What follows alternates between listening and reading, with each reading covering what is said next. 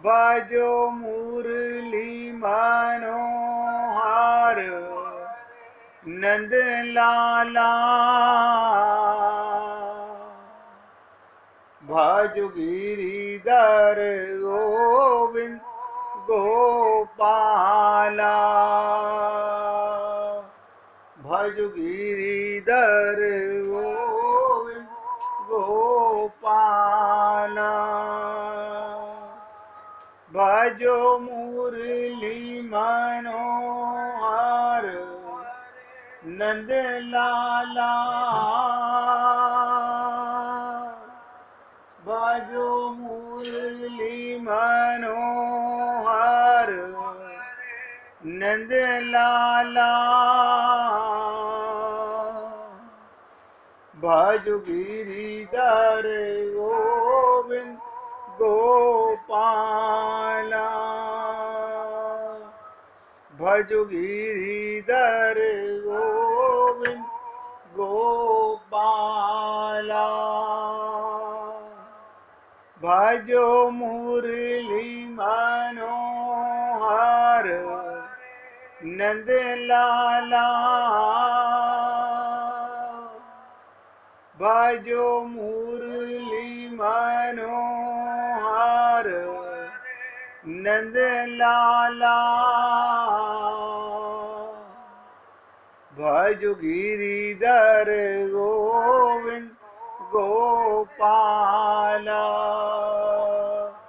भज गिरिधर गोविंद गोपाला, बोलिए वृंदावन बिहारी लाल की जय, जय जय श्री राधे, जय जय श्री राधे।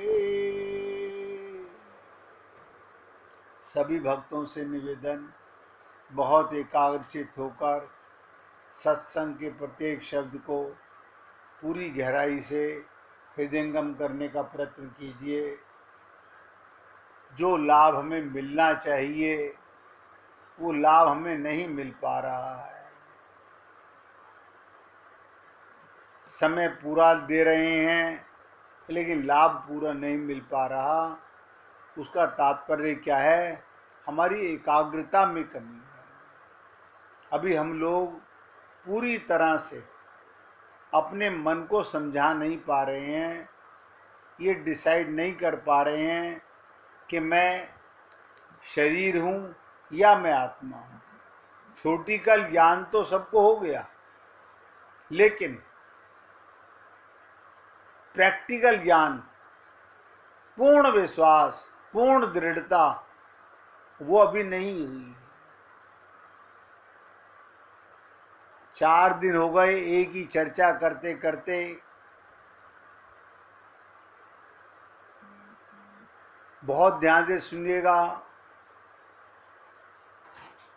भगवान के साथ हमारा संबंध स्वतंत्रता से, किसी के कारण नहीं है कि किसी ने हमारा भगवान से संबंध कराया। स्वतंत्र संबंध है और स्वाभाविक है।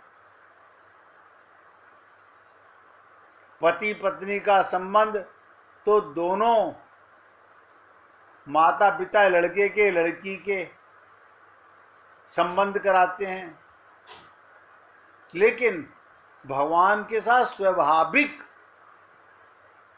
यानी किसी को कराने की जरूरत नहीं है, पहले से ही है, नेचुरल संबंध है। बताइए, हद हो गई। जिसके साथ हमारा सदा से संबंध है,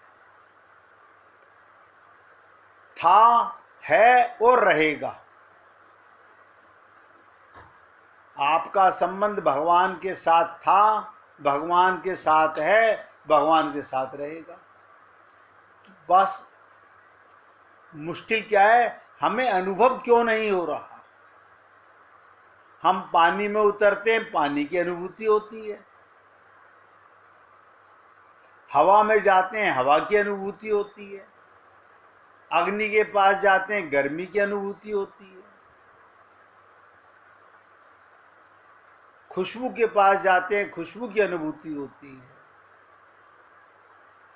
कोई चीज मुख में डालते हैं तो उसके स्वाद की अनुभूति भी होती है। लेकिन जिसके साथ हमारा सदा का स्वतंत्र स्वाभाविक संबंध है, वो अनुभूति नहीं हो पा रही।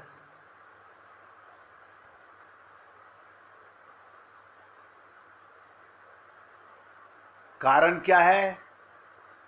अनुभूति करने वाला कौन है, ये हमें पता नहीं है। ये जो चीजें मैंने अभी आपसे 5 इंद्रियों की, 5 सांसारिक वस्तुओं की चर्चा की, ये अनुभूति कौन कर रहा है? आपका मन।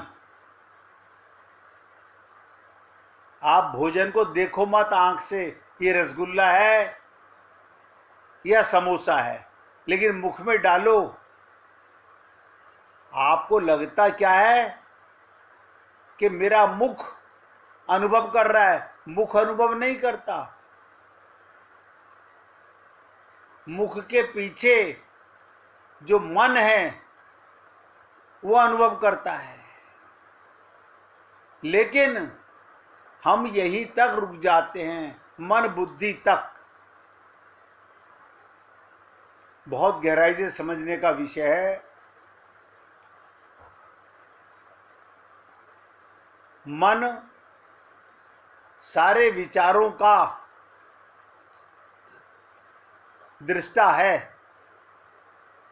हमारे मन में आया ये काम करें, लेकिन हमने डिसीजन लिया कि नहीं करना है। लेकिन मन का दृष्टा कौन है, ये हमें नहीं पता चलता। आप बताइए, आप मन के दृष्टा भी हैं और आपको कई बार अनुभव भी होता है कि मन का दृष्टा कौन? आपके मन में, हाँ मेरे मन में आया था, मैंने मना कर दिया, मुझे नहीं करना ये काम। ये तो आपकी बुद्धि ने मना कर दिया। मन, बुद्धि, इंद्रियां और शरीर, इनको चेतन करने वाला कोई चेतन है, जो आप हैं।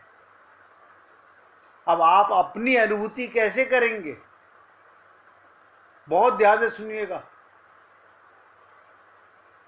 आईना अपने को आईना कैसे कहे? यानी आत्मा से सब कुछ अनुभव होता है।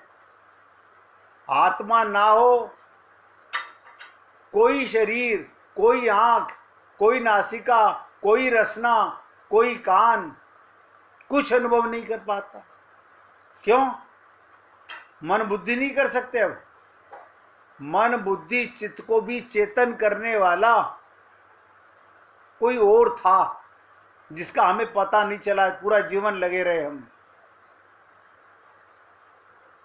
इसलिए आज इस टॉपिक को समाप्त करके आगे प्रेम में बढ़ना चाहते हैं। भगवान के साथ हमारा संबंध स्वाभाविक किसका? हमारा हम माने कौन? मैं माने कौन? चेतन आत्मा, सत चित आनंद। आप कहते हो ना सच्चिदानंद भगवान, तो आप सच्चिदानंद नहीं है। अपना नहीं पता। देखो, जीवन जी के चले जाते हैं लोग, पूरा पूरा जीवन जी के, बड़े बड़े मिनिस्टर बन के, बड़े बड़े प्रोफेसर बन के, लेक्चरर बन के, डॉक्टर बन के, आईएएस ऑफिसर बन के चले जाते हैं। और हमें लगता है मजिस्ट्रेट, जिंदगी मौत के फैसले करने वाले। लेकिन वो भी अपना ये संबंध बिना किसी गुरु की कृपा के नहीं समझ पाते। स्वाभाविक है, नेचुरल है किसी को बनाने की आवश्यकता नहीं है, पहले से ही बना हुआ है। जैसे लहर का, ध्यान से सुनो, लहर का और जल का स्वाभाविक संबंध है। आप बताइए, किसी ने लहर को बनाया ना? पानी से उठी, पानी में मिल गई। आत्मा परमात्मा के बिना कभी नहीं रहती, परमात्मा आत्मा के बिना कहीं नहीं रहता, लेकिन उसको अनुभव नहीं कर पा रहे। आज ये राज आपके सामने प्रकट कर रहा हूं। कोई भी आत्मा को अनुभव कैसे करेगा? आत्मा ही आत्मा को कैसे अनुभव करेगी? ये अनुभूति होती है, मैंने जो कुछ भी जाना है वो इसी की अपनी ही चेतनता की वजह से जाना है। शरीर चेतन नहीं है, शरीर जड़ है। बिजली के तारों में करंट बह रहा है, नजर नहीं आता। आपकी आंख में आत्मा से करंट आ रहा है, नजर नहीं आता। तार को हाथ लगाओ तो नजर आता है इसमें करंट है। आंख देखती है, नजर आता है, हाँ इसमें देखने की पावर है। लेकिन पावर आ कहां से रही है? आप ही पावर के देने वाले हो, आपको अपना पता नहीं। और आप कहां रहते हो? भगवान की गोदी में। ये दो सखा हैं, एक बालक एक पालक, एक आत्मा एक परमात्मा। ये शरीर रूपी वृक्ष के ऊपर सदा एक साथ रहते हैं। बस त्रुटि क्या है? भगवान की तरफ हमने अपनी पीठ कर रखी है। हमने अपनी बुद्धि, अपना मन, अपना चित्त संसार की ओर लगाया हुआ है।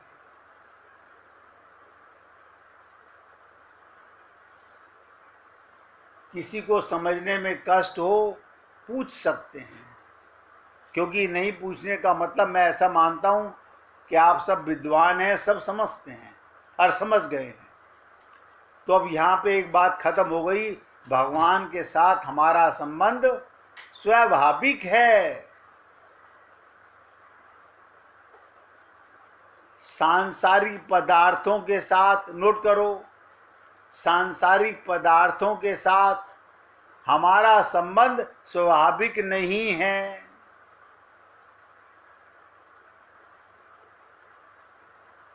क्या मतलब? ये शरीर, इसके साथ भी हमारा संबंध स्वाभाविक नहीं है। देखिए कमाल है। ये परिवार, ये संसार, ये समाज, ये रिश्तेदार, इनके साथ हमारा संबंध स्वाभाविक नहीं है। हमने माना हुआ है। जिसके साथ स्वाभाविक है उसे भुलाया हुआ है, और जिनके साथ संबंध नहीं है उन्हें माना हुआ है। यहीं पर आकर हमारी बुद्धि काम करना बंद कर देती है। ऐसे कैसे हो सकता है? सारा जीवन हम, अभी समझ लीजिए, मन, बुद्धि, इंद्रियां और शरीर, मन, बुद्धि, इंद्रियां और शरीर, सब पदार्थ, ये पदार्थ बोल रहा हूं मैं, बहुत ध्यान से सुनो। मन, बुद्धि, इंद्रियां और शरीर, ये सब पदार्थ निरंतर बहे जा रहे हैं। जीवन जा रहा है, आप तो नहीं जा रहे। हमें तो ये ऐसा लगता है हम भी जा रहे हैं, आप नहीं जा रहे। आप जाओगे कहां? आप कहां जाओगे?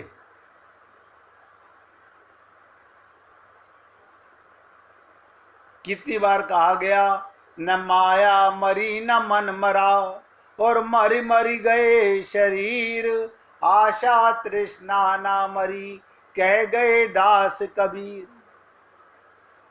इसलिए हे पुण्य आत्माओं, आप कितनी दृढ़ता से पकड़ पाते हैं मैं निवेदन करता हूं। मन, बुद्धि, इंद्रियां और शरीर ये सब निरंतर बह रहे हैं, इनके साथ हमारा कोई संबंध नहीं है, केवल माना हुआ है। क्यों? ये जड़ और आप चेतन, जड़ और चेतन में ग्रंथि पड़ गई है। हमारी बुद्धि में ये बात बैठ गई कि हम शरीर हैं। अब बैठ गई तो माइक बुद्धि माइक चीज को अपना मानेगी, वो गलत नहीं है। मुश्किल तो यह है हमें अपना ही ज्ञान नहीं है। भगवान ही हमारे हैं। इसे कहते हैं बच्चे में कोई योग्यता, विद्वत्ता, सूरवीरता आदि नहीं होती, केवल उसमें मां मेरी है ऐसा मां में मेरापन होता है। इस मेरापन में बड़ी भारी शक्ति है जो भगवान को भी खींच सकती है। इसी कारण भक्त प्रहलाद ने पत्थर में भी भगवान को निकाल दिया। इतनी श्रद्धा, इतना विश्वास। आप और हम लोग प्रयत्न करेंगे तो जरूर कामयाब होंगे, क्योंकि भगवान श्री कृष्ण ने कहा है अभ्यासन कौन्ते, जो अभ्यास करेगा, बड़े बड़े जड़ मत बुद्धि भी कामयाब हो जाते हैं, तो हम क्यों नहीं हो सकते?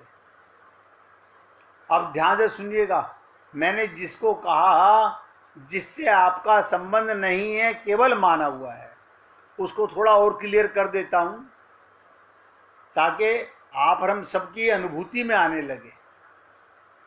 संसार का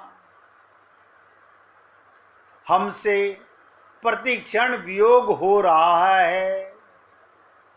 प्रतिक्षण आपको नजर नहीं आ रहा? शरीर, ये शरीर पहले नहीं था। ये कुटुंब, ये धन, ये संपत्ति आदि सब पदार्थ पहले नहीं थे और बाद में नहीं रहेंगे। दृश्य मात्र निरंतर अदृश्य की ओर जा रहा है। अब आप देखिए, अगर कोई चीज 60 वर्ष रहने वाली थी, 1 वर्ष बीत जाने के बाद उसकी लाइफ 59 वर्ष रह जाती है।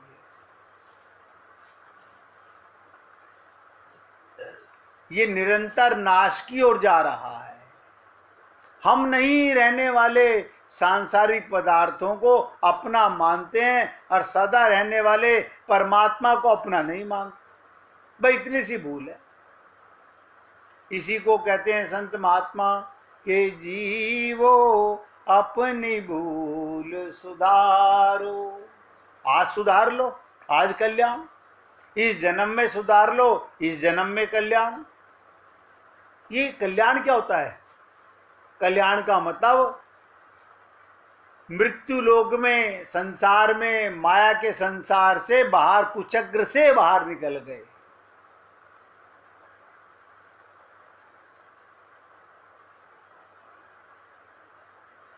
हम नहीं रहने वाले संसार पदार्थ को अपना मानते हैं और सदा रहने वाले परमात्मा को अपना नहीं मानते। यही हमारी भूल है और बहुत बड़ी भूल है। भगवान वर्तमान में है, हमारे हैं। इस बात पर हम दृढ़ता पूर्वक डट जाएं तो भगवान वर्तमान में ही मिल जाएंगे। हम ये प्लानिंग करते हैं हम भविष्य में ऐसा करेंगे। आपको पता है भविष्य आपका है या नहीं है? वर्तमान में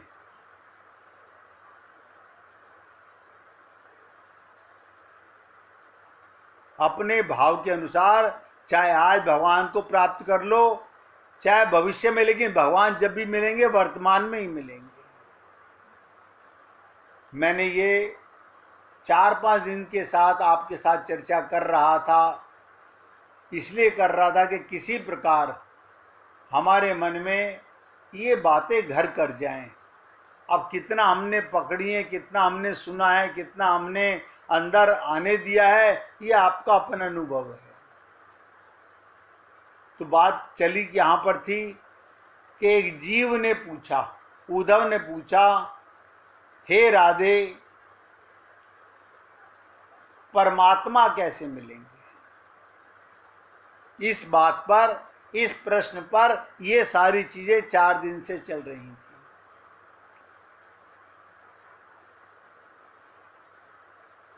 और मैंने आपको कहा था, अगर याद रहा हो, कि राधा रानी ने कहा हमारी सौत अविद्या, हमारा अज्ञान, ये हमारी सौत है। ज्ञान की पत्नी का नाम अज्ञान। हम आत्मज्ञानी तो हैं नहीं। जो अज्ञान है शरीर का, वो हमारी सौत है। हम हर पल अपने को शरीर मानते हैं। आत्मा मानते तो परमात्मा की अनुभूति होने लगती, शरीर मानते हैं तो संसार की अनुभूति होने लगती है। तो राधा रानी ने कहा अविद्या मिटी तो परमात्मा की प्राप्ति हुई। और थोड़ा इसको क्लियर कर लेते हैं। अविद्या, अज्ञान, अंधकार, ये क्या है? ध्यान दीजिएगा, अविद्या में, अज्ञान में ए को हटा दो तो क्या बचा? विद्या बची। अविद्या सौत है और विद्या आत्मविद्या। ऐसे ही ज्ञान आत्मज्ञान, अज्ञान शरीर का ज्ञान अज्ञान है। अब वहां पर हम लोग ऐसा सोचते हैं हमने सब कुछ शरीर से जाना। शरीर से नहीं जाना, शरीर में आके जाना। अगर शरीर को ज्ञान होता तो मरने के बाद शरीर को घर में रखते, उसे ज्ञानी बनाए रखते। बस जिस दिन आपको ये दृढ़ संकल्प हो गया, उसी दिन हमारा कल्याण का मार्ग खुल जाएगा।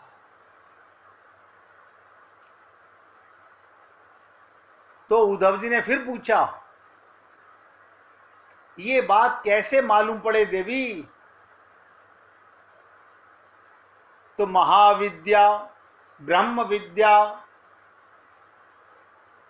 क्या कहती हैं? मैं इस बात को जानती हूं, मैं इस बात का प्रमाण हूं। उद्धव जी ने फिर कहा, लेकिन देवी जी, भगवान के चरणार बिंद की प्राप्ति सरल तो नहीं है। देखो, मिला हुआ है, उसकी प्राप्ति सरल नहीं है। जो कभी अपना था नहीं, अपना रहेगा नहीं, उसको हम प्राप्त कह रहे हैं। एक ब्रह्म की गांठ पड़ गई है। जितने भी ऋषि मुनि संत महात्मा इस पृथ्वी पर हुए हैं, सब ने अज्ञान में ए को मिटाया, ज्ञान रह गया। अविद्या में ए को मिटाया, विद्या रह गई।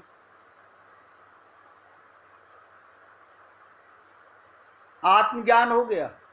और आत्मज्ञान होते ही सब कुछ, भगवान की आंख, भगवान के कान, भगवान की नासिका, भगवान की रसना, भगवान का स्पर्श, ये पांचों इंद्रियां दिव्य से अविद्या कहते ना, ये अभी तक हमारी अज्ञान में है, शरीर में है, फिर ये चेतन हो गई।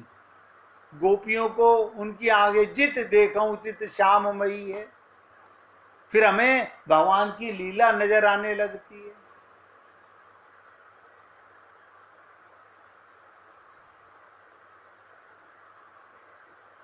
अब उद्धव ने प्रश्न रखा कि देवी जी, भगवान के चरणार बिंद की प्राप्ति, भगवान से प्रेम इतना सरल तो नहीं है। कि यहाँ पड़े हुए मिल जाए, कि कहीं भी पड़े हुए भगवान और हम उठा लें, जाकर खड़े हो जाएं और सिर पर चरणारविंद रख दें, लें। ऐसे तो नहीं मिलते हैं भगवान। यहीं पर मूल निचोड़ है।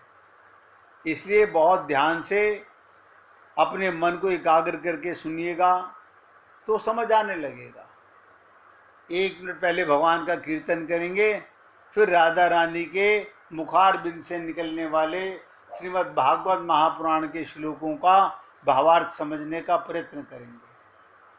हरि बोल हरि बोल हरि